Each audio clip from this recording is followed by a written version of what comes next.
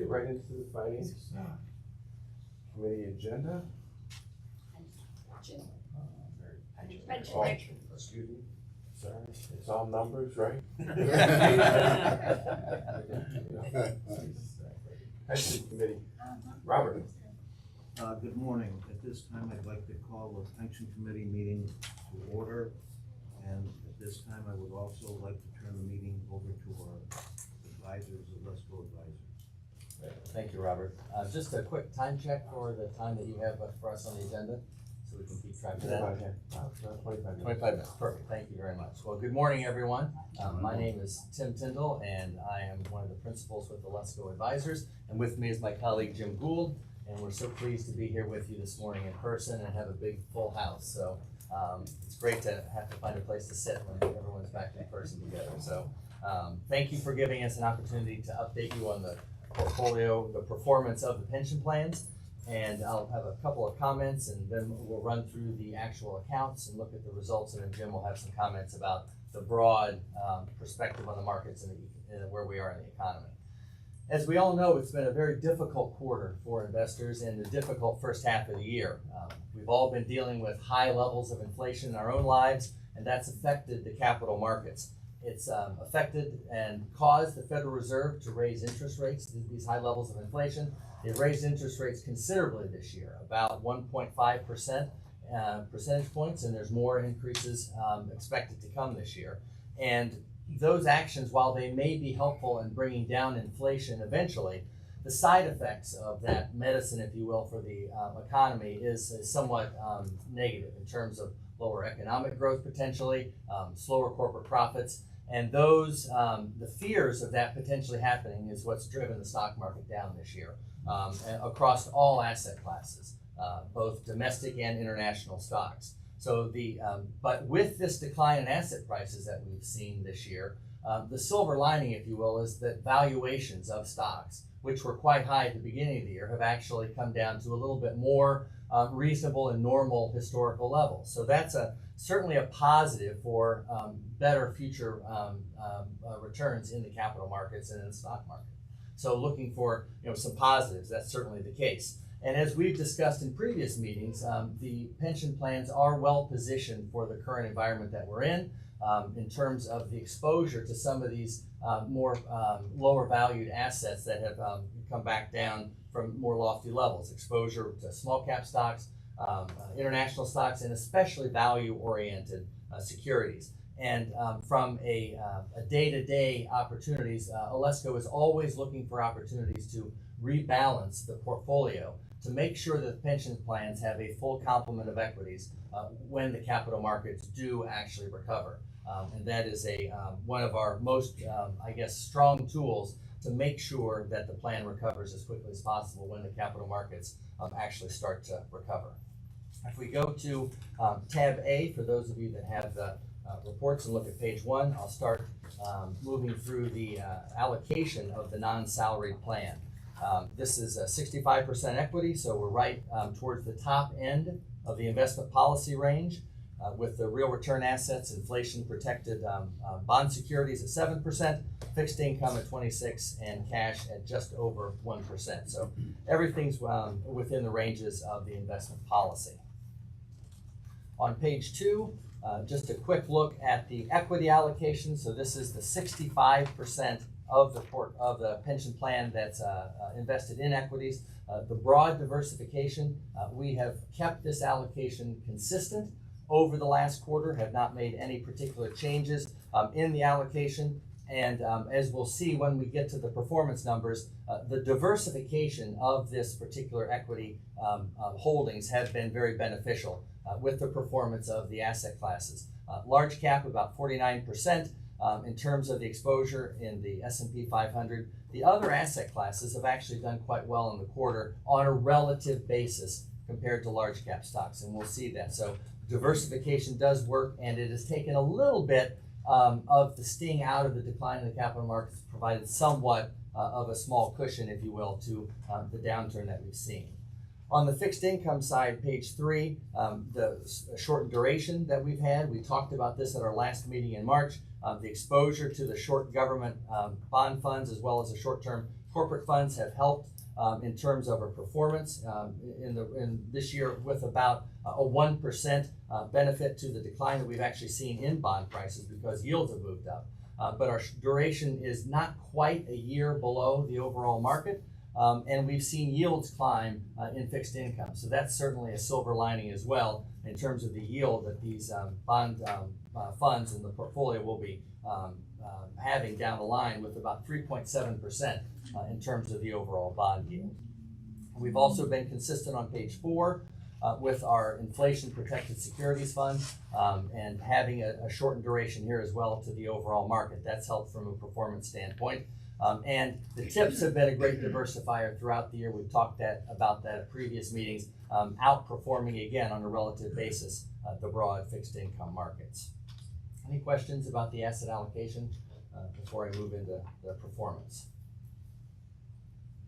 Okay, taking a look at page 5, for the non-salary plan, we have a couple different time frames here, quarter to date, year to date, so this is through June 30th, 1 year, and then our inception performance, which goes back to January of 2020. And you can see from the quarter to date, it was a very difficult quarter after more muted declines that we saw earlier this year. A loss of $4.1 million. The value of the non-salary plan at the end of the quarter was $33.5 million.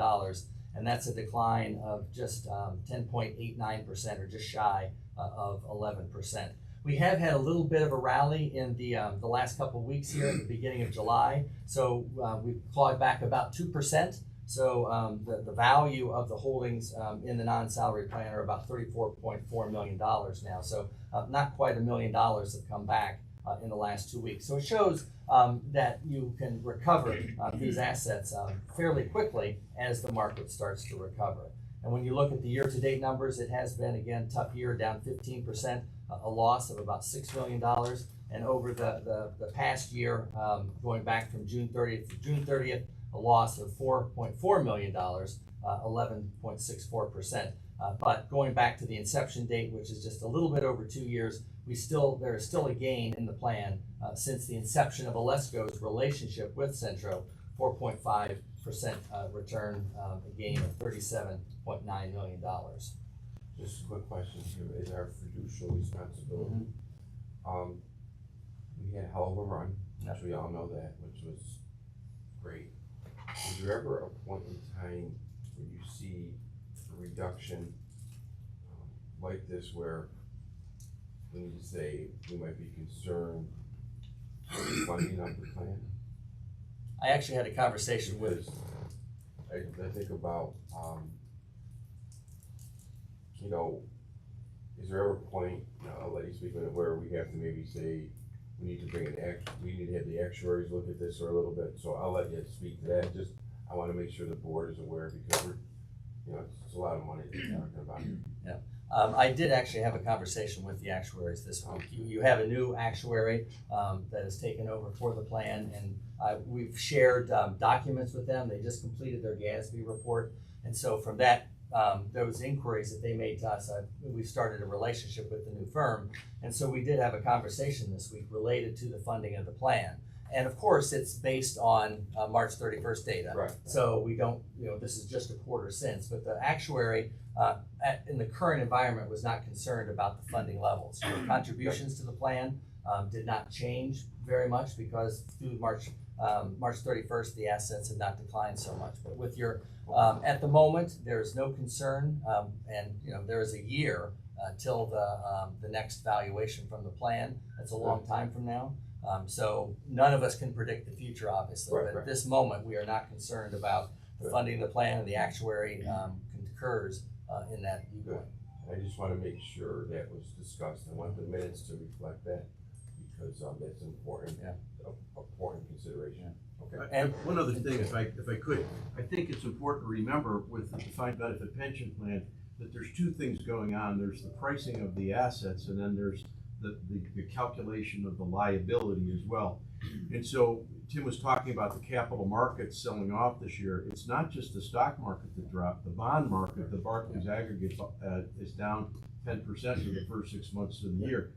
Now, that doesn't sound like good news, and it generally isn't, because you own bonds and the bond prices have dropped. But what happens is the discount rate you're using for the calculation of your liability has moved up. And therefore, you're discounting that future liability by a higher interest rate, meaning that the liability has declined. So you're hedged a little bit here, that the liability, the asset prices did drop, and the liability also declined. And so your underfunding, the impact on your funding status is muted. Now, so let's kind of fast forward a little bit. Let's have a positive outlook and say that the stock market recovers some and interest rates remain about where they are. Now you're going to have really a very favorable scenario where your asset prices have moved up and your liability is continuing to be discounted by that higher interest rate. And that, quite frankly, is not just it may sound Pollyannish, but it's probably the most likely outcome of what happens from this point forward. Is we have a recovery in equity market. The bond market's not likely to rally dramatically until we see a more impactful result from the Federal Reserve's activities to bring down inflation. So Good, thank you. And if we could just quickly take a look on page 6, this is just the underlying asset performance, so you can see the impact, a little bit of the diversification on the equities and that little bit of a cushion you see, but it was a tough quarter. Equities on the quarter-to-date column down about 14.5%. But if you look at the underlying indices there that represent holdings within the pension plan, mid-cap, small-cap stocks, their performance was less bad, I guess, if you will, than the performance of large-cap stocks. So that diversification does help to some extent, and so the performance has been a little bit better than the decline that you saw in the S&P 500. Similar story for the year-to-date numbers, but equities have declined about a little over 18.5% this past year as the capital markets have repriced the growth potential in the near term. A loss of 13.6% over the 1 year period, but still a gain of 5% on equities going back to the inception. I'll highlight on the next line down the fixed income holdings, looking at the performance versus the Barclays aggregate. And you can see across the time frames a loss of 3.98%, but a little bit better than the performance of the Bloomberg Barclays aggregate. That's the effect of the shortened duration and holding some of those assets in shorter duration versus the broad bond market. And you can see that benefit to performance going back to inception versus the Barclays Ag. And then the final comment, just again, as we've discussed in previous meetings, the real return assets, inflation protected securities, they are repriced, both the principal and the interest on those bonds based on the increase in the CPI, which we all know has been high. And you see that reflected here in the data, about 9% over the past year. But that inflation component helping real return assets outperform the nominal bond market, which you see even if we do have some negative returns in the fixed income space for real return, those real return assets tips providing some good diversification in terms of performance, and then actually a gain in return going back to the inception in 2020. And the last thing I'll just highlight, we talked about this at the previous meeting on page 7, just the boxes that are highlighted on page 7 shows you the performance of value stocks versus growth stocks in the December to June 30th period. So you can see across the board, without going through each one of these, value stocks, while they've declined much less than the higher growth and growth stocks that have had a very good run over the last 5 years. So that diversification exposure to value helped cushioning some of the performance over the last six months or so, reflected across the board in the asset allocation, and that is included in the actual pension plan funds and the portfolio that we have. And historically, you can see a 5-year period, it has been better for growth, but historically, and going back to January 20th, which is the Alesco inception date, value has actually outperformed growth. And that's why we have that specific exposure in the pension plans because of that long-term trend, which even with the 5-year period of outperformance is still historically been the case, and we're comfortable with the positioning that we have related to those types of stocks. Any questions about performance in the non-salaried plan? Okay. The next couple pages are just the assets on 8 and 9. And then if we go to tab B, I'll move through this much quicker because all of the pension plans are allocated in the same way and the performance is very similar. So you can see that for the salary plan, equity exposure of 65.5%. On page 11, the equity exposure is exactly the same, that 49% roughly in large cap stocks. Similarly, on page 12, for the assets and the fixed income, allocated in the same way with the shortened duration. The tips on page 13, the same way, some exposure to short-term tips. Performance, virtually identical across the salary DB plan, and we've had an increase of about 2% in the quarter to date to being at $33.4 million. You can see on page 15 the equity exposure performance with fixed income and real return assets, all very similar because of that similar allocation. The holdings for the salary plan are on 16 and 17. And then finally, for the Utica plan, you can see on page 18, equity allocation right in line with the investment policy at 65%. A little bit more cash in this plan, but that's the only real difference here. Fixed income and real return the same. Equity allocation on page 19, same exposure for that 65%. Shortened duration too on the Utica plan for fixed income, and the same exposure for fixed income in tips as well, shortened duration there. You can see the performance for the Utica plan down the same, 10.8%, and the performance on page 23 the same as well. Utica plan was reviewed by the actuaries too, correct? I believe so, yes. Yes. It was, yes. All right. Any questions at all about performance before I turn it over to Jim for some additional comments on the capital markets? All right, Jim. Thank you, yeah. So anyway, good to be with you this morning, and we just have a few minutes left here to go over some things. One of the things I We wanted have a to little bit point more out. time, so you take your time. This is important. Want me to speak slower? Well. Because I only have so much to say. You got no problem. Now, one of the things I want to point out is, when you started with us, it was January 1st, 2020, and you may remember that quarter. You remember what happened in February and March and what we were going through, finding out about the pandemic. And you also remember what happened to the stock market in reaction to that news, right? It plummeted. The S&P 500, if we use that as a proxy for equity markets overall, was down 34% in about a month and a half. So that was your first quarter with us, right? And now we're looking at the last quarter, right? The first last 6 months that you've been with us, also down. And yet your funds have still been able to make about 5% a year over since inception, right? So the point is that the portfolio is really very nicely positioned from an asset allocation standpoint to take advantage of the long-term characteristics of the capital markets. Just as sure as we're sitting here today, the stock market 10 years from now will be considerably higher than it is today. And the bond market returns are likely to be considerably less than at the equity market. So that 65-35 blend is the right asset allocation for a defined benefit pension plan.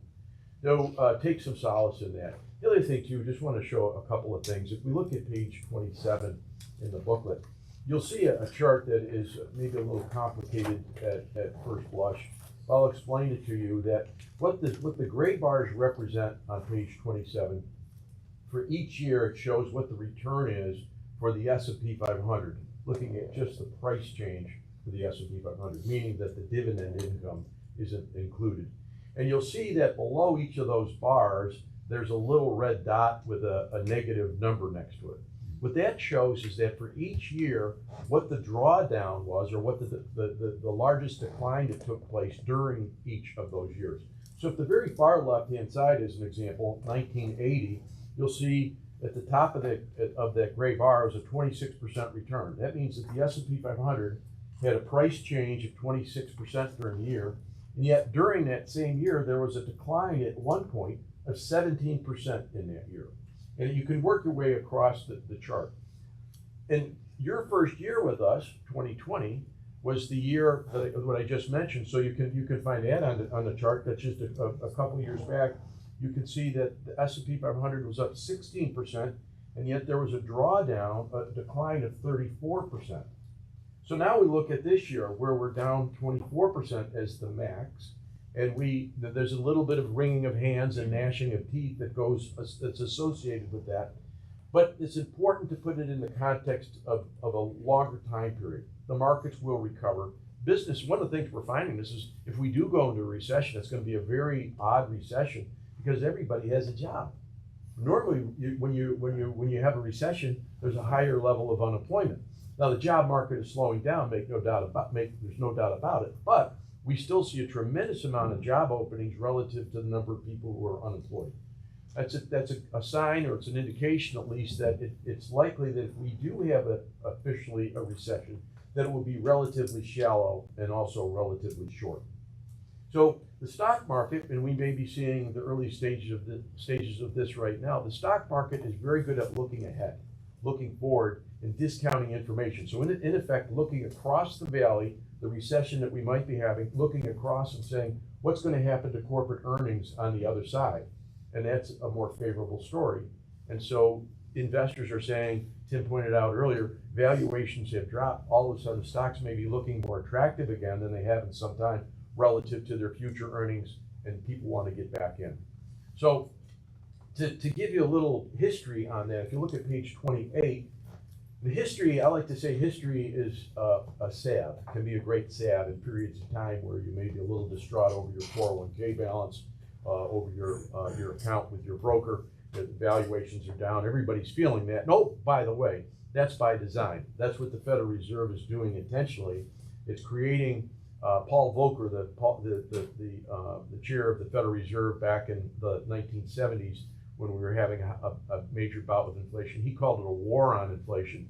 And he used that phrase intentionally because he wanted people to realize that when we go to war, everybody feels some pain, right? Everybody's chipping in. And that's exactly what's happening right now. You're seeing valuations of the pension plan decline. You're seeing it in your 401k account decline. You're seeing it, your home values are going to start to decline. We're seeing things soften. Everybody's feeling that pinch. And what happens is when you feel that pinch, you spend less. And that's exactly what the Federal Reserve is trying to do, trying to reduce demand, and that will bring inflation down. And so it will be happening. It's going to happen in time, but it doesn't happen without a little bit of pain incurred by all. If you look at in history, again, if you look at on page 28, what has happened in the past when the markets have had these broad declines?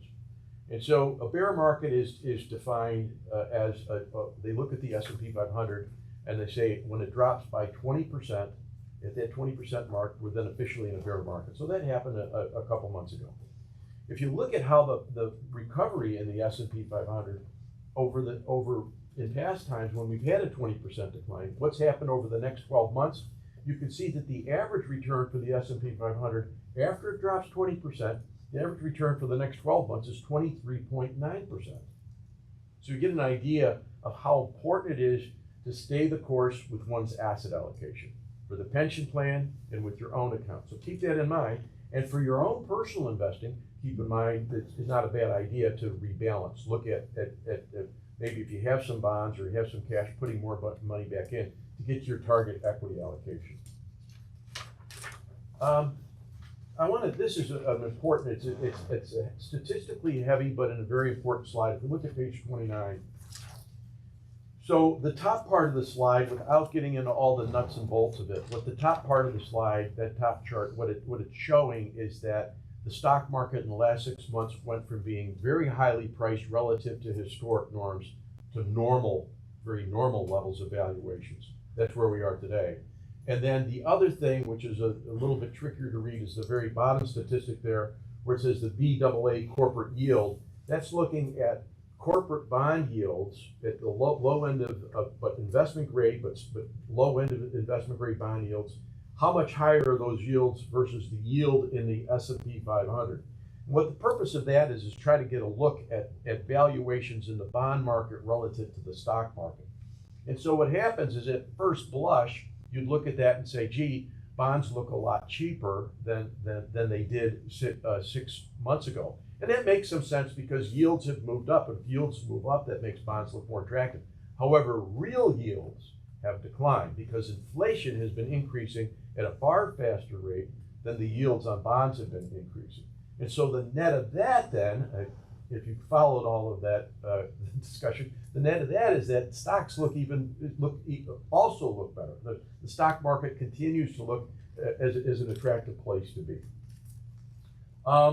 Just on page 30, the real quick takeaway there is that so far, corporate earnings expectations have not been slashed. Wall Street analysts continue to have bullish expectations. They're not always right, but they continue to have in aggregate bullish expectations relative to where valuations are. And then I want to just talk about page 31, the bottom slide there, because we had some new jobless claims data come out yesterday. Jobless claims are starting to go up. That is often a precursor to higher levels of employment. Jobless claims are a measure of layoffs. And then the chart above that is a measure of demand, job openings relative to the unemployment rate. And so what you're seeing is some mixed signals here. We see a lot of job openings relative to the number of people unemployed, but we're seeing some indication that the level of unemployment is starting to increase. What that is, as we talk about inflation, which is what all the concern is about, that is a positive sign from the standpoint is there should be more people available with some layoffs to fill those job openings, moving from one organization to another organization, and therefore wage pressures may diminish.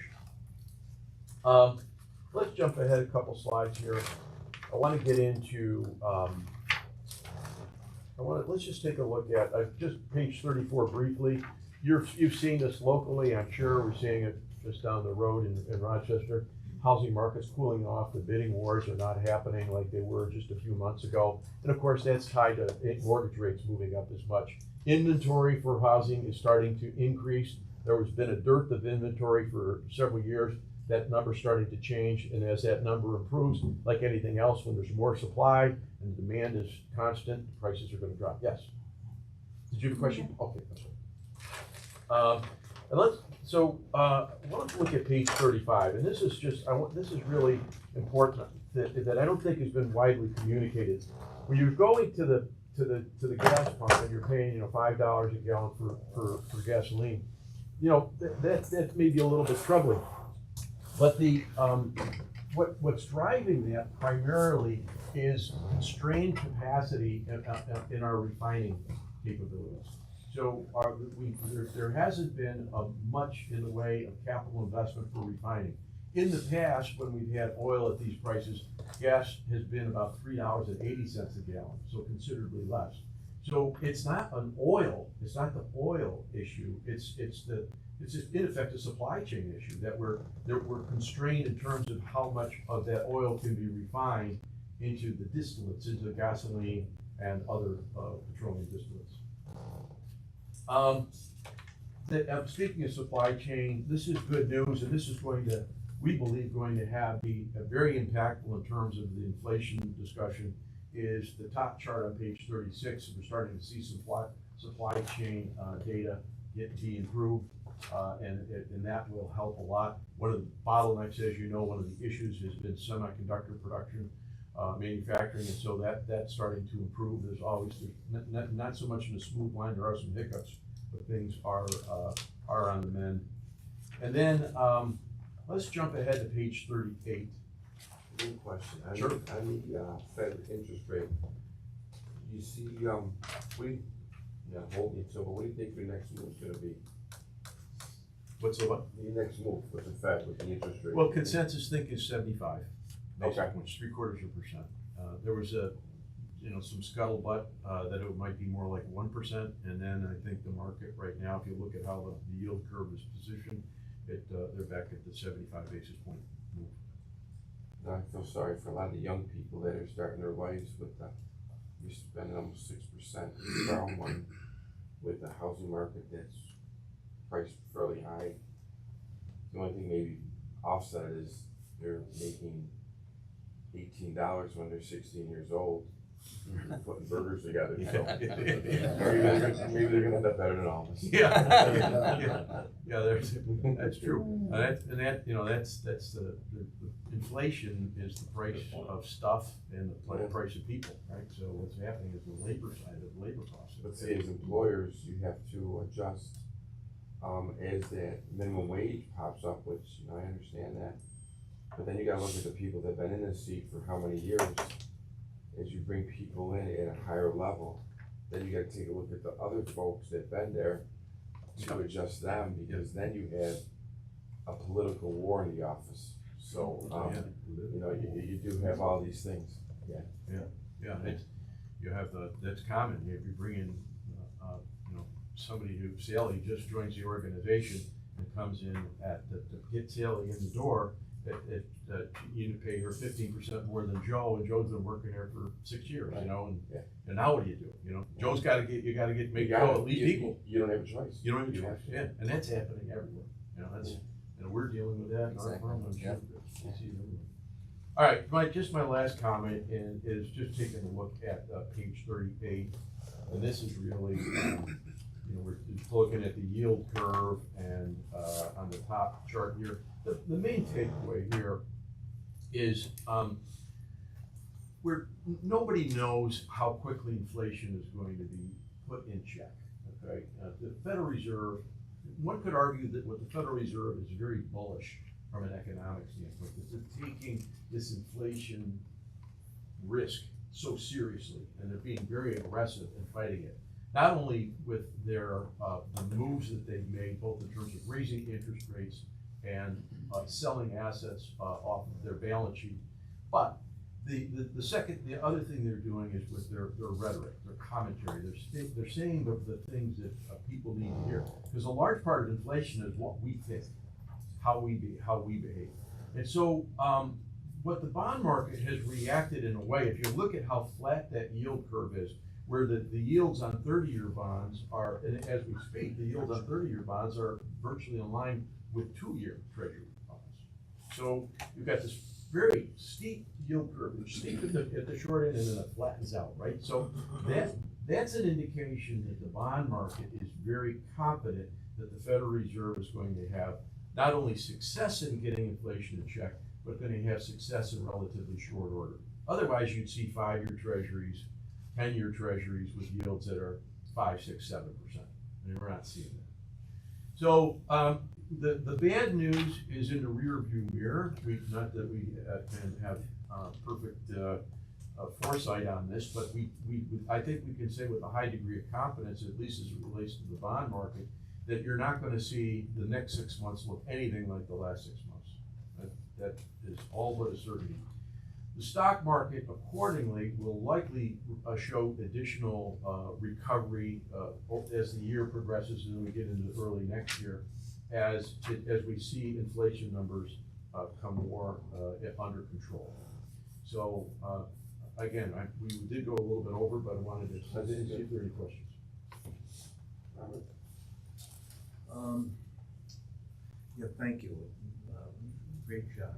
Thank you. Are there any other questions for Tim and Jim? Good job, guys. Thank you. Nice to see you again. Yeah. All right, Great. see you in person, Joe, I like that. Yeah, I know. Yeah, Great to see you see in 3D. All right. Exactly. That concludes our pension committee meeting. Okay, we're gonna go right into, our finance committee.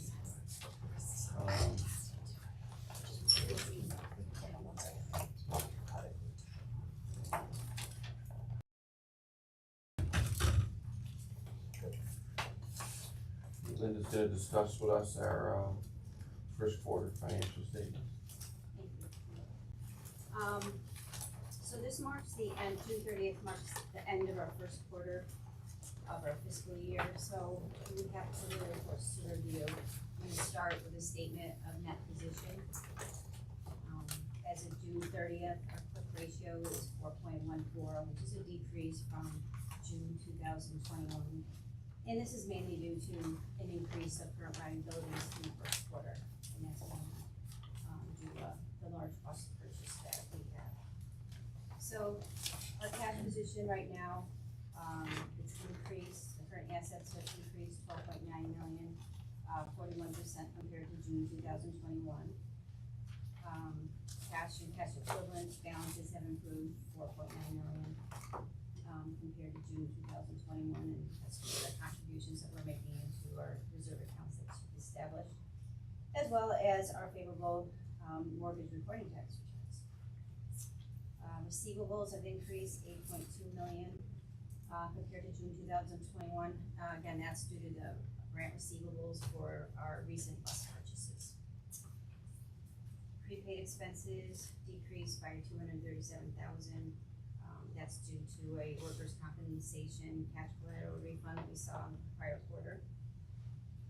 And as I said, the current liabilities have increased due to the bus purchases, which is also contributing to the increase in accounts payables. Accrued salaries, 623,000 compared to June 2021, and that's just based on the timing of payrolls at the end of the quarter. And our estimated claims payables increased by 414,000. This is due to the adjustment, the IBNR adjustment made in March 2021. Are there any questions on the statement of net position? Okay, I move on to consolidated statement of revenue and expenditures. So as of June 30th, 2022, we have an operating income before capital contributions and non-operating expenses of 2.3 million. Sorry, 2.5 million. That was a typo in here. Expenses right now in this quarter are trending a little bit differently than prior year, although favorable. So I'm gonna go through them line by line, just to go over a few things. So salaries and wages and our other employee benefits and payroll, they are currently trending about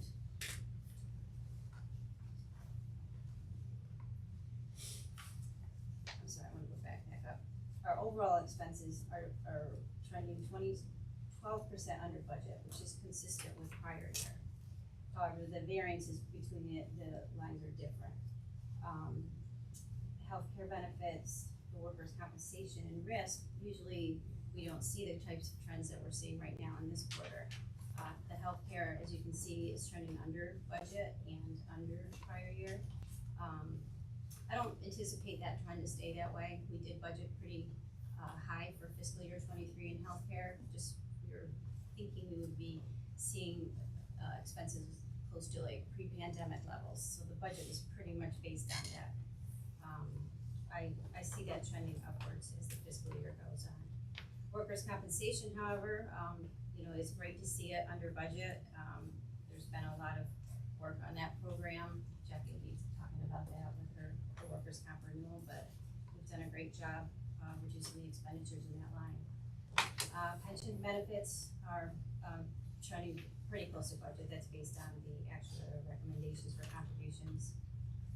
Risk management also under budget at this time, and that is mainly due to lower claims in the current year.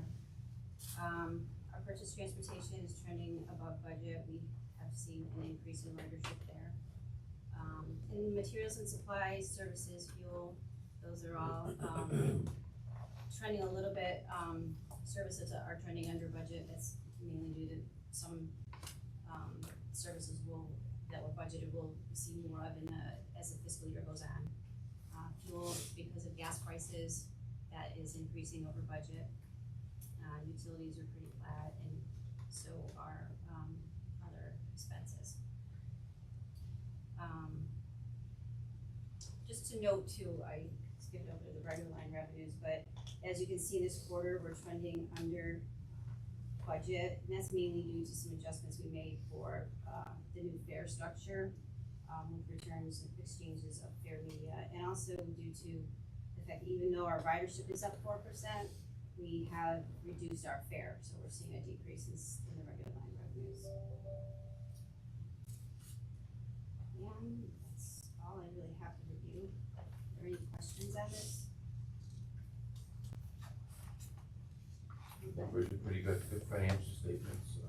You have other supplementary statements in your board packet, I just want to quickly review, is a statement of designated reserves. These are the reserves you've all established, there's been no borrowings against that. Although with our cash position right now, if you look at the cash flow statement, we have a healthy $10 million in the general fund. That, as of right now, is half that due to the bus purchases. We have some grants that are pending that we need to be reimbursed from, and we also have state receivables out there that take a good 30 days sometimes to come in. So we've put out a lot of cash in the past few months for this bus purchase, which we should be receiving funding within the next month. Now we do have our still coming in August. The MRT statement, That's what I was just gonna talk about. you wanna say something about it? What, I mean, last year was a record and now we're beating it. Yeah, I mean, the first quarter is trending very close to the same, quarter last year. But as you can see, month by month, it's declined a little bit compared to how we were in, the prior quarter. January, February, March. But still, 800,000 for the month of June is still a healthy amount. And the last report is your quarterly investment report. We currently just have funds in money markets at two different banks. Earning about 0.02% with M&T and 0.09% at JP Morgan Chase. And that is all I'm going to review for the financial statements, unless there's something else, any questions anyone has. Any questions from them? Okay, I need a motion to bring it to the full board. Okay, Darrell, first, second, all in favor? Aye. Okay, moving on.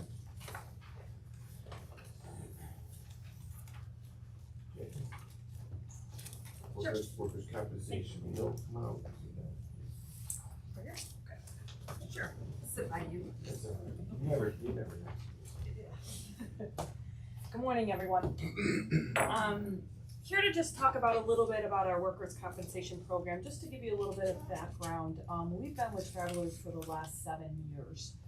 And if you can recall, back in the beginning with Travelers, our expenses were probably close to 4 million, if not over 4 million at that time. So we decided to hire Brown & Brown, which is a consultant agency, to help us control those costs. And actually, I'm gonna pass this out. You can just pass one down, Tina, for everybody. So the program consists of, it's a self-insured program up to $150,000. Anything over that $150,000, then Travelers would be liable for it. After 5 years, Travelers is on the hook for the rest of that claim, as long as it's open and expenses are being incurred. I'm passing around an actual updated renewal rate, because the one that I put in there actually is not correct.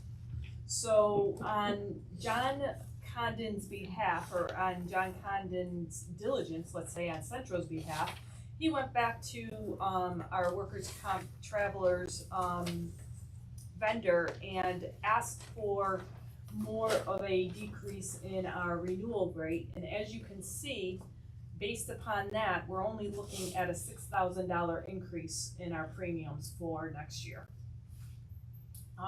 We are currently at, the premiums consist of a fixed premium, the loss control, and the New York State surcharges. So the total premium cost that we paid last year was 1.572. This year we're only looking at 1.578. Cash collateral, we put in 1.84 million. This year we're looking at 1.83 million, which is a $10,000 reduction. So based on the renewal rates, I would ask the board to, a motion to approve this renewal for Travelers. Any questions? Yes. This is a one-year policy. Yes, it's a 1-year renewal policy. So every year they go back and they look at us. And like I said, you know, before we had John Condon and Brown, working on our behalf, we were looking at over $4 million renewal. Now we're at 3.4 million. So it's been a great working relationship. They've been a And we would great, get annual increases of like 150, 200,000, 300,000. yeah, I mean, it's been a great working relationship that we've had with Brown. Questions? Any other questions? Tina, did you have a question? Wait a minute, yeah, I do. Are our cop numbers still going down? Are they Yes. still doing humongous business and closing people out? Yes, Yeah. they really are. Our claims to date, I don't have it right directly in front of us. I was gonna say, yeah, It's 32. There's 28 fewer claims right now compared to last year this time. yeah. I mean, I have to give a lot of credit, not only to John and Rebecca at Brown and Brown, but also to Carmen Begranza, who heads the program at Central, because he is really on top of it, and he is diligent with working with these people, getting them back to work as soon as possible. And also just our attorneys that work with us at Wolf and Goldrich, they've been great too. You don't wanna give credit to attorneys. Well, but they've been on, but It's a team effort. it's exactly, that's what I'm trying to say. So, Okay. it's All been right, a great team. Well, Is it only? Any other questions on the Yes, work? this one. Well, Is it only a year-to-year contract so they can assess each year Yes, the damages? absolutely, absolutely, so. Any other questions? Need a motion? So move. Well, second, Tony, all in favor? Okay. Thank you. Thank you. thanks, Jim. Syracuse Harbor Ice Melt System sidewalk repair. Caitlin. Mr. Chairman. Good morning, everyone. Good morning. Alright, so this is the resolution for the Syracuse ice melt system and sidewalk repairs. Resolution 4B, folks. This will be paid for with 100% state dedicated funds. So the ice melt system over at our Syracuse hub has a section of piping that is beginning to corrode, and needs to be replaced as soon as possible, because let's face it, winter is coming sooner rather than later. So we are looking to place an order through our current contract with CNS Engineers. They're gonna be utilizing their affiliate construction company to complete the work to the tune of $178,441. Question on the repairs. Motion. Darlene, second, Tony, all in favor? Okay, thank you. You were easy today. Yes.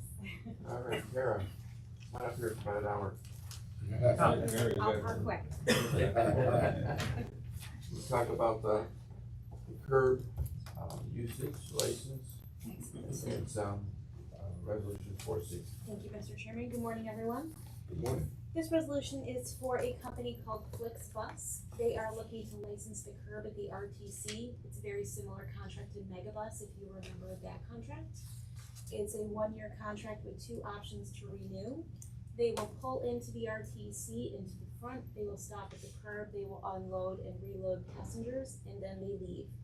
There is no staying at the RTC, there's no layovers, there's no anything like that that's going to happen. And their contract is gonna start at $826.05 a month, and that will be adjusted by 5% each year that they renew. Questions on it? If not, I need a motion. Okay, Tina, second.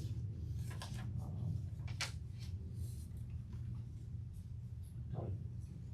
Next one, yeah. Was that Julius? I'm waiting for him for a higher contract to be awarded.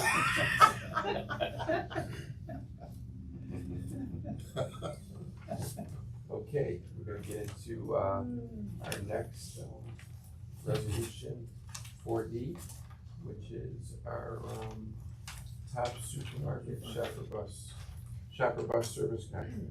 So this service contract, I would like to retro back to April 1 for a start date. What we do on some of our regular routes, we make stops at particular supermarkets, and in this particular instance, it's Tops. So this contract generates about $50,000 a year. It's a subsidy payment to us, and it's a single year. Okay, it's a payment to us. Yes. Okay, any questions on that? Motion, Julius. All right, the money's coming in, Julius, all right. Second, Luella, all in favor? Okay, moving into our next resolution for the Shepherd. Wegmans now, we're going to Wegmans. We're going to Wegmans, same deal. We're going right around the Julius, corner. get ready, this brings in about $100,000. It is the same program, same thing happens, and riders can get on or off the bus there, and it's subsidized by Wegmans. $100,000 a year, 1 year, going back to April 1st. Any questions? Which way is that? There's a couple different Wegmans that this goes to. Julius, I see that hand up. Julius made the motion. Okay, second. Okay, Tina, all in favor? Aye. Okay, and now we're gonna, the SUNY Oswego Student Association Service Contract. So the Student Association contracts with us to have a few routes that riders are allowed to ride, either subsidized or at a reduced fare. This is a 1-year contract. It will begin August 1st and through 2023, and it generates about $40,000 a year. Any questions on SUNY Oswego? Okay, need a motion. Okay, Darlene, second, Robert, all in favor? Aye. Linda, any other business? No other business, but I did wanna introduce someone. We have a new staff member in the audience. She joined the procurement department. She works under Angie Graham. Okay, She works under Caitlin McCall. good, welcome. Thank you. Okay, let's, why don't we take about 5 minutes before we go to main meeting, okay?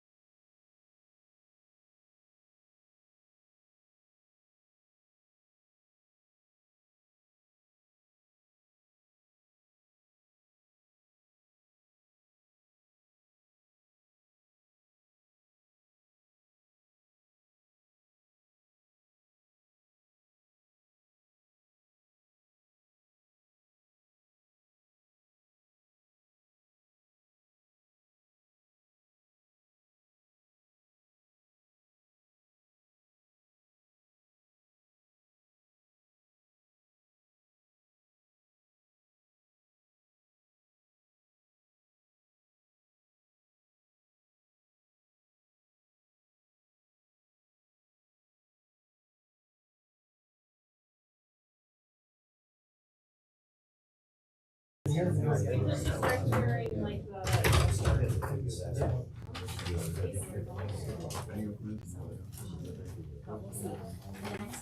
Okay, folks, we're gonna get moving here at our meeting. Frank, our newest board member, is gonna lead us in the Pledge of Allegiance here.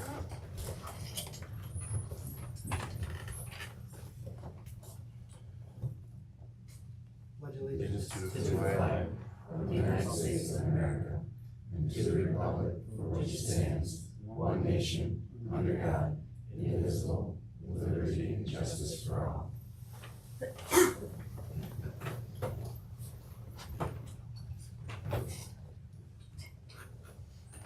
So before I get started, Frank Saya is our new board member. Frank is representing the union. And Frank, maybe just tell us a little bit about, your time here, or a little bit about you. Well, like you said, my name is Frank Saya.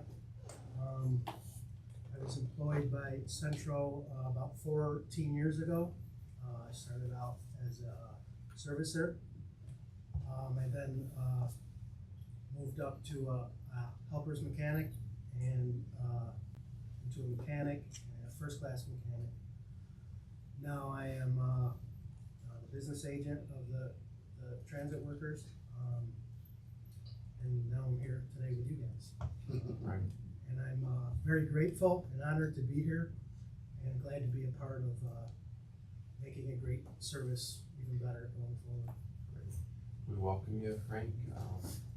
Looking forward to, it's been some time since we had labor represented on this board, and I think it's important, especially when we're in an area of labor peace. And welcome. And if you have any questions ever from any of myself or my colleagues here on the table, please reach out at any point. Thank you.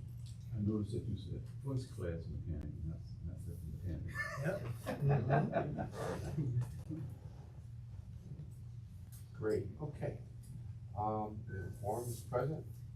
Our next meeting date is August 16th. We're going to have an audit and finance committee meeting then. I need a motion to approve the regular minutes of the June 24th meeting. Tony, Julius, all in favor? Aye. Okay. Brian will be out shortly. Let's start with some senior reports. Chris, and then I'll let you introduce the VPs. Okay. Alright. Thank you, Mr. Chairman. Good morning, everybody. So I want to start out as we're coming to our RPM program quarter two close, which was April, May, June. So we actually award the quarterly productivity awards and incentives. We awarded in July, so actually we're looking to award that next year. What we call the RPM Roadshow will start Tuesday, Wednesday, Thursday. We go in Auburn, we'll go to Utica, and then we'll be here in Syracuse on Thursday.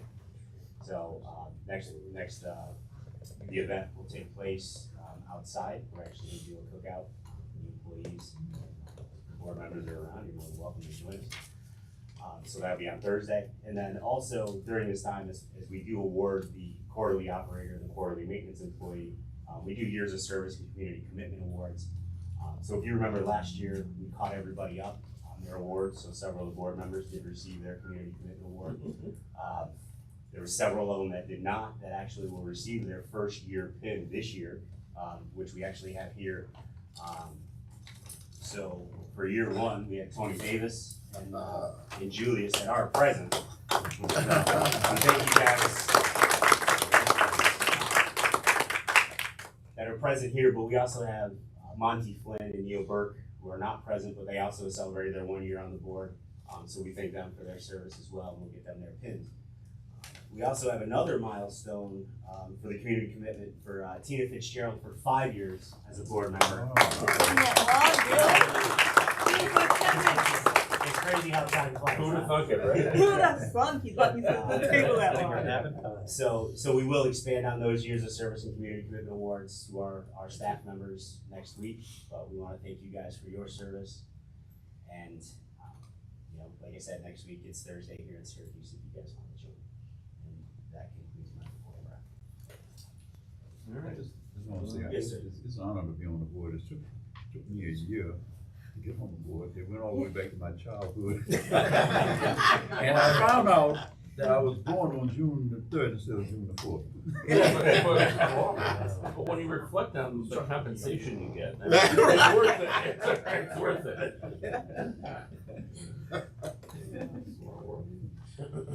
Well, I'm just saying, they missed some things when I got on the board.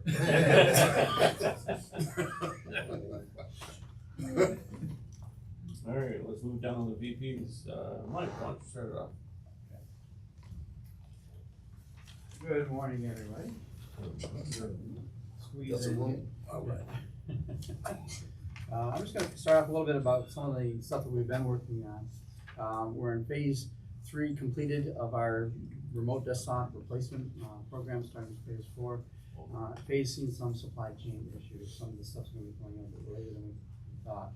It also has affected our ability to get some of our server stuff. We had 3 servers arrive about 2 weeks ago without hard drives. So, who needs hard drives, right? So we're waiting on hard drives for that, and a large server that we're looking for our video system has now been delayed another month. Good news is it's not really affecting day-to-day operations at this point, so we're okay. We'll still wait on those. Cyber Devices is working with Enghouse to install an IVR, interactive voice response system.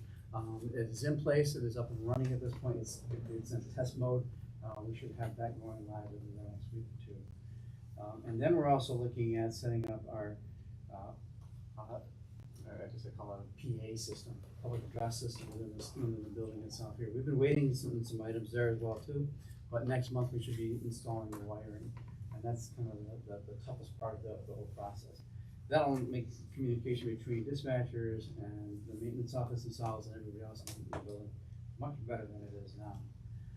We've also completed drivers and mechanics emails at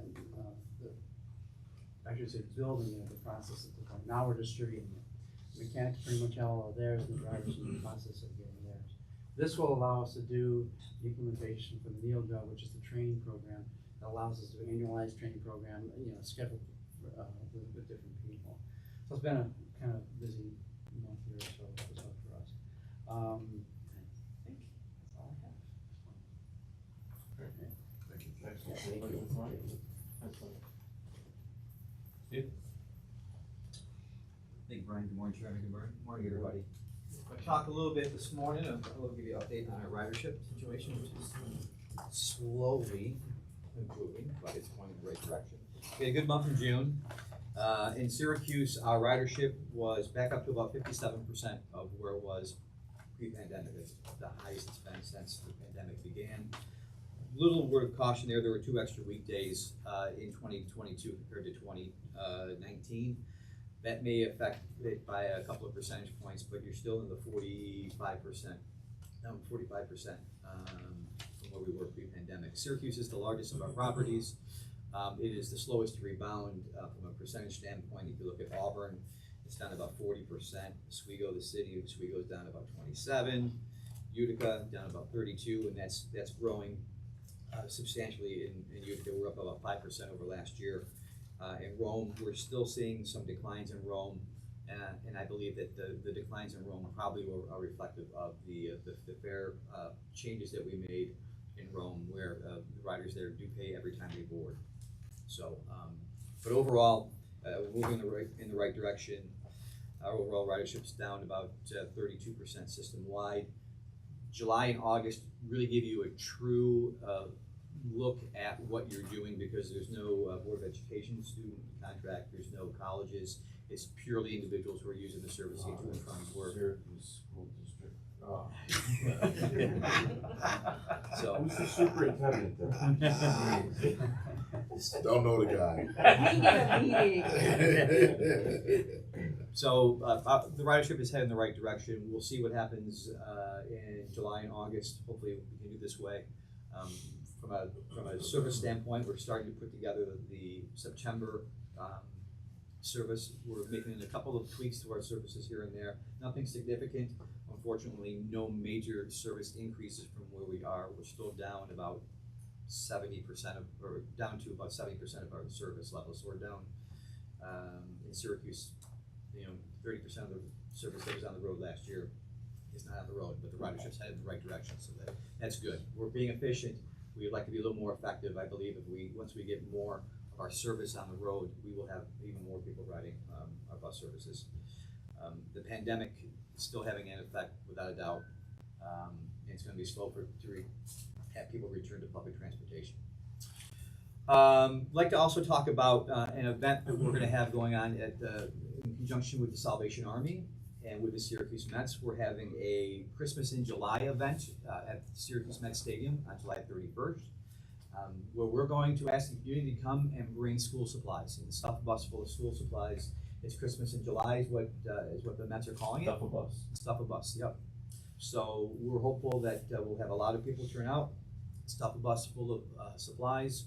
We will, we're gonna hand out, or we're going to raffle off tickets for employees, so the employees here can attend.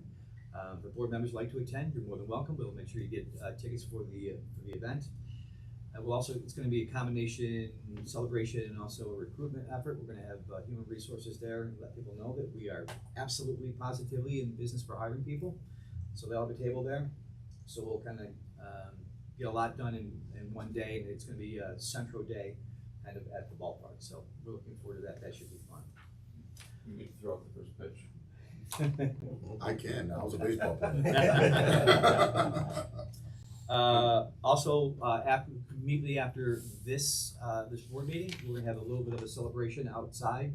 As you may well know, it is the 50th anniversary of Central providing bus services in Central New York and the communities we serve. We began service in 1972. I think it was in January for Syracuse. It may have been June or April in Oswego. In Auburn, we kind of rolled it out back in the early days of the 1970s, which far predates me from being an employee here. But we're going to celebrate. It's worth noting that there's somebody in the room that drafted the legislation, created the authorities. Looking at you, Barry. Young person.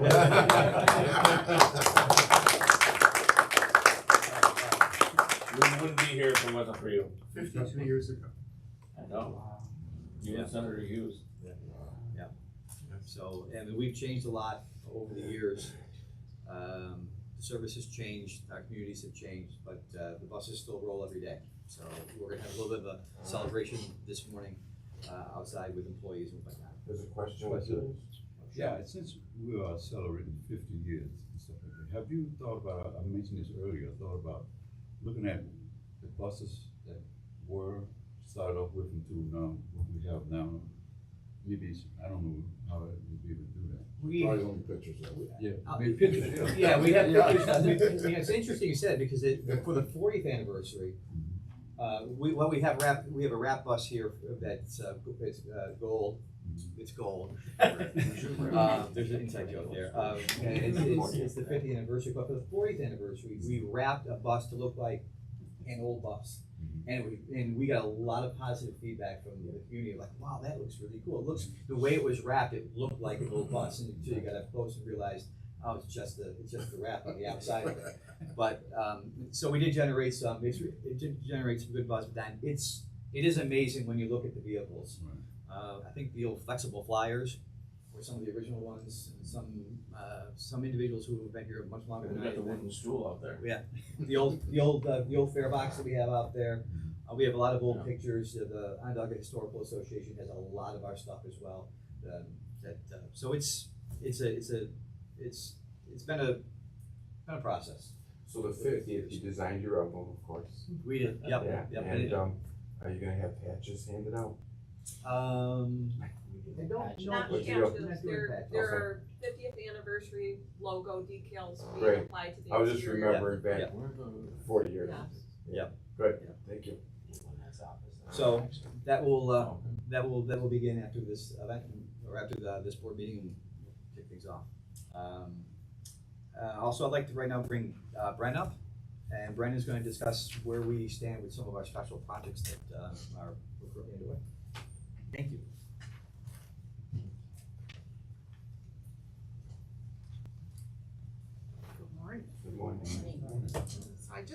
touch on a couple special projects that we've got going on in planning.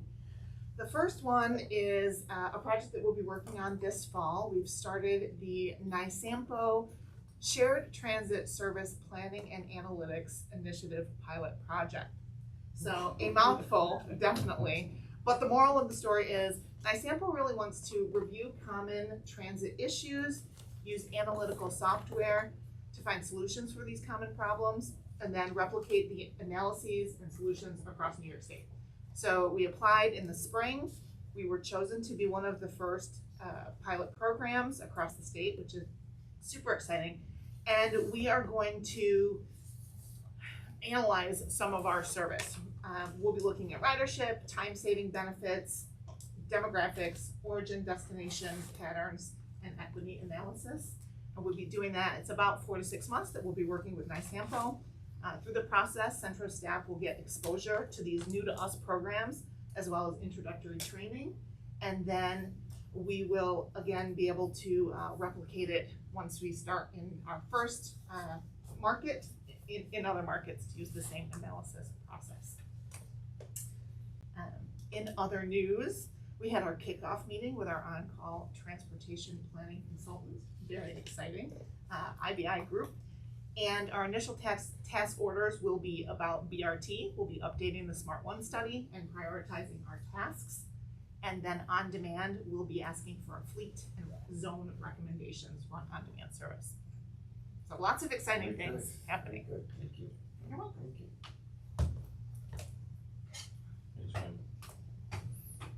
Jackie? Good morning, everyone. Just an update on our recruitment efforts. Obviously, you know that that's been a challenge for us this past year. We're still having some challenges that we're facing. Our class right now is down to 5. We lost 1 this past week. So what we're going to be doing is, as Steve had indicated, we're going to have a table set up at the Syracuse Mets game. So hopefully we'll get some, activity out there. We're also going to be hosting another recruitment fair at Central, and that's going to be in September on the 17th and the 20th. We got some good candidates from that the last time, mostly mechanics, but we still need mechanics. We're hoping maybe to get a few more drivers. We will be having a driver class mid-October, so hopefully we'll get a little bit more participation. Drivers is 21 years of age. Yes. How about mechanics? Mechanics is typically 18. Yeah. 18. Okay. I mean, we prefer experience. We like 21 only because you can get your CDL pay. Okay. Frank, let me ask you this question. We kind of grew you here, correct? Yeah. So, talk just a little bit about, you first came in and how you moved up a little bit in the time span. I'm just curious from your perspective. Well, as I said, I started off as a servicer. As a servicer, I did things like fuel the buses, check the oil, fill the fluids when they were low, park the buses, wash the buses. So that kind of got me a little bit of experience into a fraction of what a mechanic is. It got me interested. I wanted to be a mechanic when I first came. That was my goal. Don't mean to interrupt, but did you have a CDL at the time, or did you? I did not have a CDL, so Central trained me on the job, got paid while you're trained, so that's great. And then as the bid goes up, seniority, the more seniority you got, the more of a chance you got. They also offered a training course beforehand, so I got into that. It was very informative. I learned a lot. I also, while I was a servicer, I could go into the maintenance area and I could see the other mechanics. Sometimes when I had downtime, I would help the mechanic from there, and became a helper. And I can't remember how many years I was a helper, but while I'm a helper, I learned a lot. And eventually, after a couple of years, I could qualify for to take a test to become a mechanic. Then again, some more years of experience. You can take another test, be first class, make a little bit more money. Then there's also ASC testing after that, so there's still room to advance through the state, take some tests, and it was a great process. So Central has the ability to bring you up from the bottom, train you, and train you the way Central wants you to learn. I liked it because, you know, theory's theory, but the practitioner part is unbelievable. But that story right there, if it's you or your colleagues, to share that with those young servicers that are coming through, you know, to give them, I think we all have one word in life that we look forward to, and it's called hope.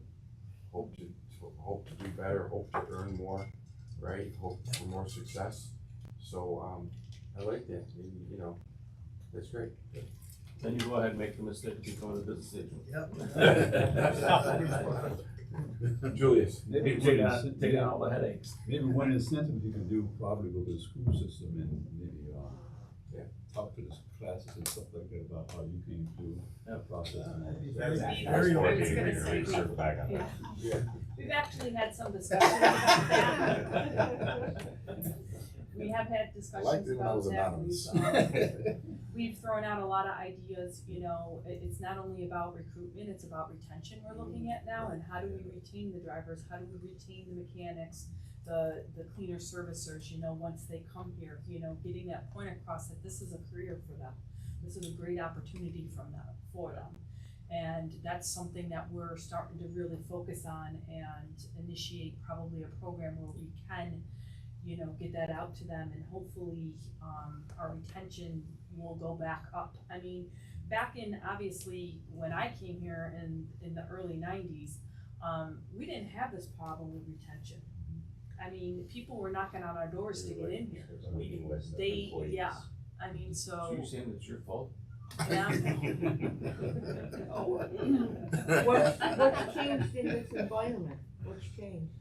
I think a lot of things have changed, Tina. I think that, But, I mean, I talk to a lot of people.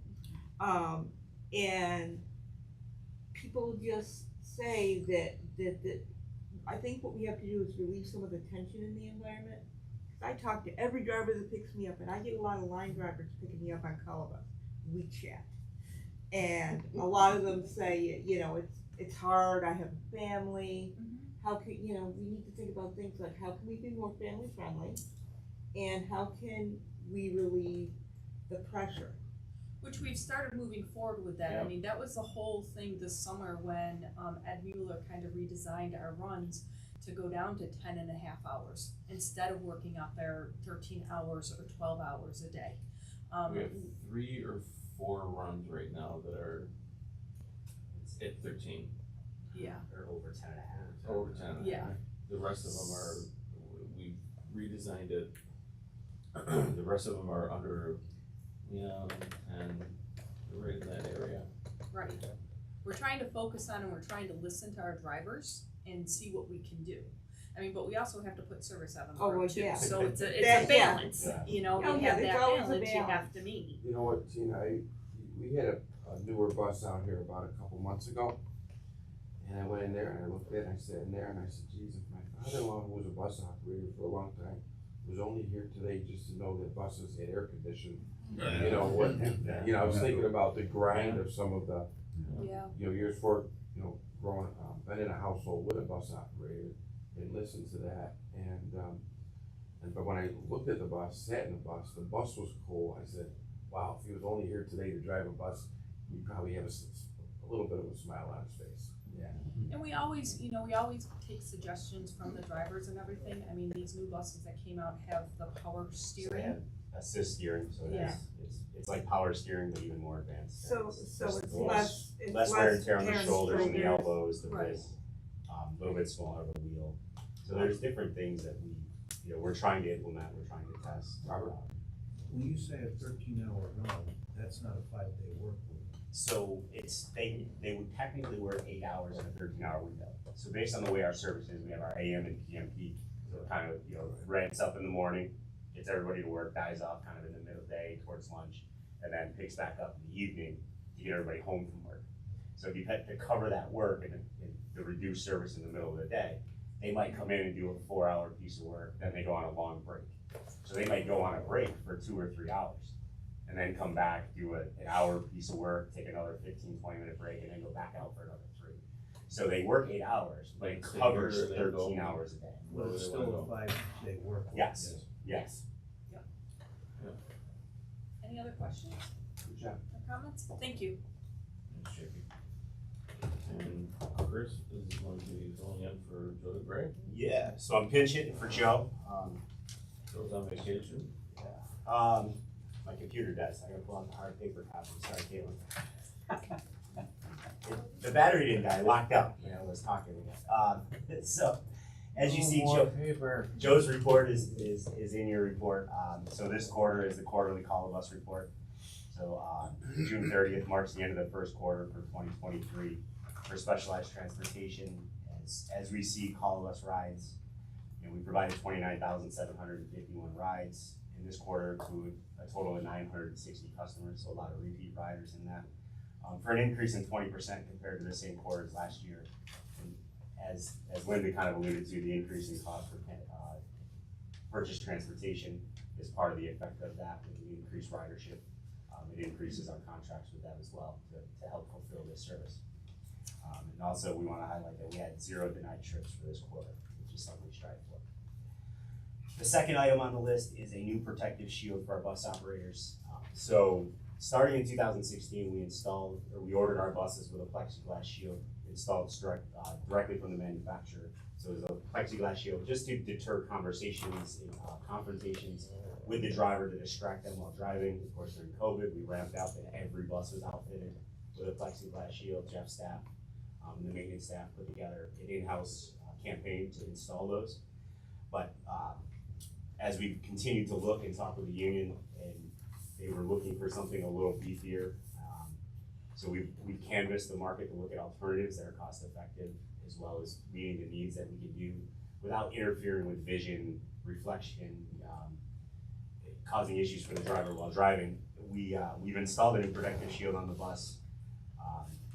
It has a sturdier frame, a little sturdier and protective for the barriers for the driver as well as for the customer on that level. So we put it out there, it's on the bus right now, hopefully in service, we'll get some driver feedback on that barrier, and then look at what we can do for future bus procurements for alternatives. Are those also on the call buses? The new barrier is not, they do make a version for it. Yeah, I know they have a barrier on there, I was just Yeah. wondering, because I was thinking, we have to communicate with the driver, Mhm. probably a lot more than the line Mhm. customer does. And it's sometimes hard for them to hear you. Mhm. Cause I've accidentally, we hit a bump and a hook pops off and I'm yelling, Mhm. top of my lungs, I came unhooked, and the driver's just, yeah. Yeah, the call of us install was more of a COVID Mhm. precautionary purpose. So we can evaluate those as well in this Just so process. people can, as the buses are getting fuller, it's harder to be heard if there is that. And it's not something that happens a lot, but it happens. Yeah, we can definitely look into that and look at alternatives as well. And a second question, are we still masking? Yeah, that's So, over the last couple of weeks, Chris and I have met with, some of our state delegation. And we've asked them to do whatever they can do to remove that mandate. It's a state thing. Well, no, well, cause some people are saying yes, and I'm saying to people, you're supposed to be masked. It's a New York State rule right now. I thought I was right, thank you, you just Yeah. reinforced that, cause I said, as a person who's on the board, I would hear probably Yep. pretty right away. And anybody that can reach into the governor's office, please do so. Cause it's mass transit, I mean, it's planes, trains, That's still in effect, right? yeah. Yeah. In New York, And even though the CDC has said you don't need them anymore. it puts the drivers in a difficult situation as well. Very to difficult enforce it, situation. Because you don't need it anywhere else. And as we know, different events start coming up in the fall, one in 4 weeks that we're not gonna name. And then of course. Isn't you that know, called that's living hell? No, no. I can't agree because my wife works there, so. And then state, SU events, now in SU currently, there's no mandate for masks or dome events and different things. So when you get on the bus at the parking lot to ride to the event, you need to put a mask on. But in the event, before the event, you don't need a mask. So it's drive difficult. your car to the Willis lot, no mask needed. You get on the bus, put your mask on to get to the gate. They're supposed to as they get on the bus, and but these are the difficult scenarios that our drivers are in, that, with the And union you and can't turn conversation. you can't turn people away if they won't wear a mask, right? No, Technically, no. I mean, if it arises to an escalated situation that requires, supervisory or involvement, then yes, if it becomes a problem, then yes, but We don't want our operators being cops. it's, Yeah. right, and we try to avoid that, and that's, so it puts them in a tough scenario, it puts us all in a tough scenario on how to enforce that and set the restrictions, but then having one person out there, they're in an office of themselves to deal with different, customers that either are willing to wear it, we provide them with masks, we provide the customers, but The drivers give the customer, when you go on the bus, they can give them a mask. they can, if they can offer it, but if they deny it, we don't want them to be confrontational with the customer, sorry. I just wish more people on call of us would be compliant with it, because we're probably the most at risk and sickest people, and some people won't put their mask on. I said, this bus says mass transit, put your mask on. All the bus people. We're so difficult. As a district, though, we'll probably have to make some phone calls because you're gonna have a problem with students. You don't even know school. Right, and it's not just us, Rochester has a large contract. Can we answer it? It's Colobus. It's 15 minutes till my ride arrives. But, yeah, I mean, across the state, we'd probably be able to have the same conversations. Yeah. All right. Jeff? Good morning. Thank you, Brian. Good morning, Mr. Chairman. Good morning, everybody. I was gonna talk to you all about the benefits of leasing versus purchasing tires. We have been purchasing, or leasing tires since the early 2000s. Last time we reported on this is back in 2012 to the board to explain the reasons why. You think of it, you go, okay, you lease a car or a house or something, why a tire? I'm gonna give you some reasons. To purchase a tire, it costs about $365 a tire. And we have 500 tires in stock. And of that, it's about $180,000 in inventory cost. We lease a tire, we lease it by the mile, and it's about a half a cent per mile, exactly on average is 0.0057. And usually we go about 50,000 miles per tire. And that would be about $285 per tire, which is a $75 savings, okay, just right off the bat by the tires. Our monthly bill is about $15,000 a month. We drive about 440,000 miles a month, and that's between all the locations: Auburn, Oswego, Utica, and Rome. If we purchase a tire, if a purchased tire is damaged, say it gets curved, or a stone gets in the center and starts drilling in and makes it unrepairable, we have to dispose of it. So that's on us if we purchase it. If it's leased, nope, nothing. It goes back to them, put a new tire on, we're good to go.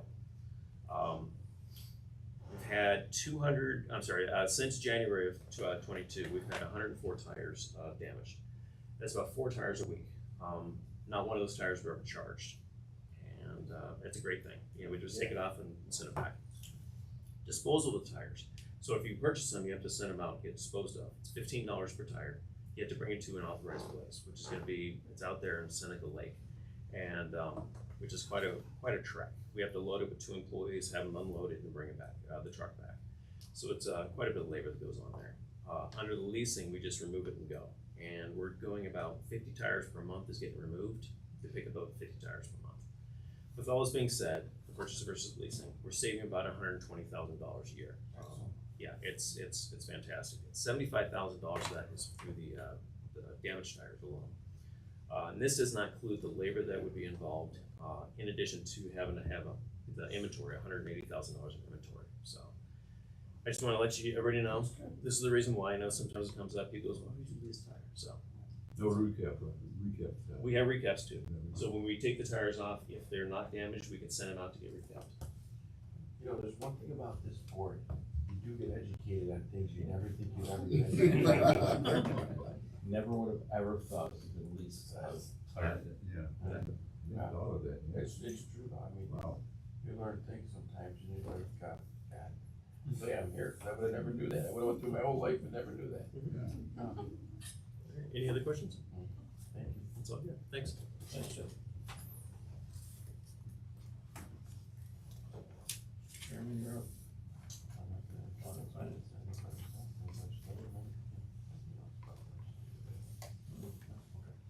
Okay, Audit and Finance Committee, we all discussed this in detail.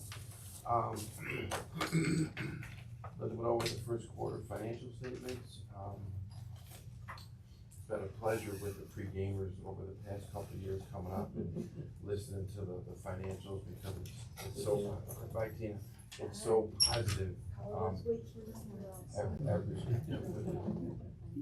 It's such good to see, great numbers on a revenue and expense side. And with that being said, the committee made a motion to the full board for approval. I need a motion at this point. Julius, thank you. Second, Darlene, all in favor, aye. We had a good news, I think, with Jackie with the workers' compensation renewal. Numbers seem to be coming down. That's good because those things can linger for some time, so we won't talk about it much more. Committee made a motion to move that, so I need a motion right now to do that. Robert, second, Darlene, all in favor, aye. Resolutions, first one was the Syracuse Hub ice melt system that was failing, and that's resolution 4B to award contract to see asset engineers in the amount of $178,000. A motion was made for the full board for approval. I need a motion at this point. Luella, second, Tony, all in favor, aye. The fixed bus curb uses license, resolution 4C, potential license agreement with fixed bus, which would be from July 22 to July 23, with 2 1-year renew options for curbside pickup and drop-off usage. Motion made to the full board for adoption. Need a motion at this point. Tony, second, Darlene, all in favor, aye. Resolution 4D, subsidized, resolution to authorize subsidized shopper bus service. Resolution was presented by Tara for Tops Market. At this point, I need a motion to move this. Okay, Julia, second, Luella, all in favor, aye. Also, the same thing, but we went to Wegmans, and, we might as well get all the stores in the area. Okay. Motion at this point is needed to move this forward. Darlene, second. Frank, there was a movement there, is Frank voting? If you move the council. Not voting, sorry about that, Frank. It's been a long time since I had a member like you at the table. Julia, second, all in favor, aye. The SUNY Oswego, service there, where, what was the net amount then again? We were looking for a possible profit. 40,000. Thank you, Karen. 40,000. Motion was made to bring it to the full board for approval. Any motion at this point? Robert, Darlene, second. All in favor? Aye. Okay, that concludes, our, financial report. Okay, moving on here. Robert? Mr. Chairman, earlier this morning, we had a pension committee meeting. Valesco Advisors gave us a very detailed report and overview of the authority to define pension benefit plans,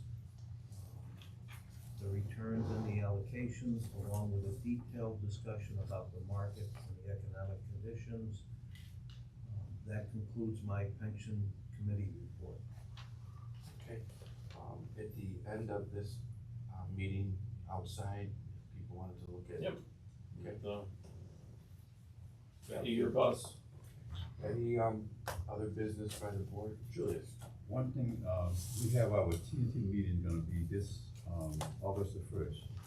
And if possible, we get someone to come, either some material that I can pass out at the meeting, I have a board meeting that's Monday, August the first, I think that's August the first of the month, right? I think James got that plan. It's gonna be at the, South Side Innovation Center. All right, folks, Lil. I am looking at picture business. Yes.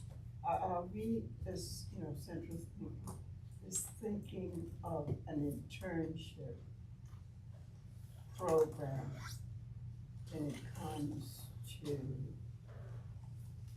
growing your own with bus drivers and mechanics and, you know, are we looking at internships? We are looking at different programs. We just had a, Wednesday, we just had a phone call actually with the Transit Workforce Center, which is an FTA sponsored program for technical assistance that specializes in helping build apprenticeship programs, recruitment, retention programs, in conjunction with transit properties, and they specialize in that. So that is one thing we're looking at, as we talked with Tony a couple months ago, now back in May, about looking at a recruitment program even with the school district, because ITC has a mechanic program in their high school, and then reaching out to BOCES as well to try to transition, you know, students into a program that we have and build our internal program to meet some of those apprenticeship, internship type programs. Okay. So to answer your question, yes, it's in the infancy stages, and hopefully we can report on it.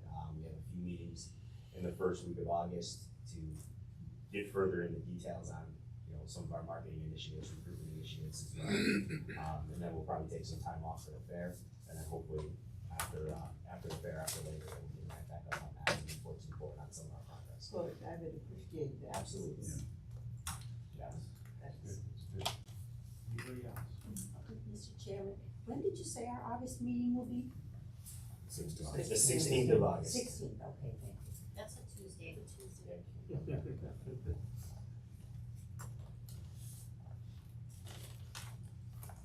The 26th and the 19th. 19th, I might have. It's the 19th. The 26th will be a fourth Friday. No. The 19th. So the 19th. I gotta check with that. We're gonna have to come back, I might have an issue with the night. Just, stand by, Okay. okay, stand by, you'll know by Monday. Okay, We'll send out communication Okay. Monday, All right, okay. okay? Robert? I have an issue with the 26th.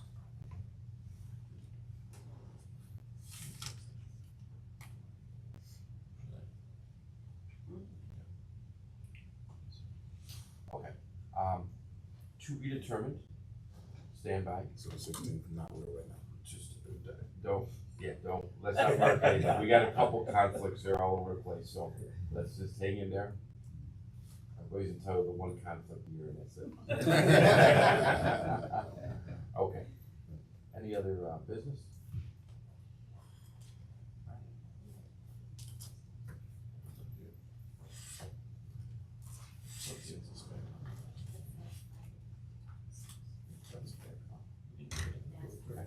I need a motion for executive session on a personnel related matter. We're gonna go into executive session. Okay, Robert. We can do the executive session slide. Okay, right. I wanna thank everybody for being here. We'll have to We go will back out of conclude it. the meeting when we come out, and welcome to our new employee. So you can send us an executive session.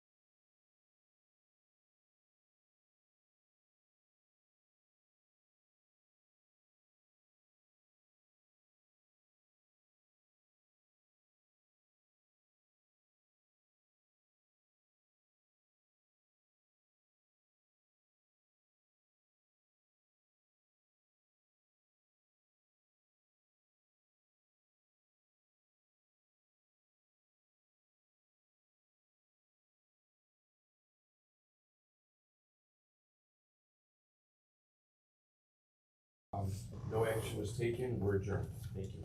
Thank you.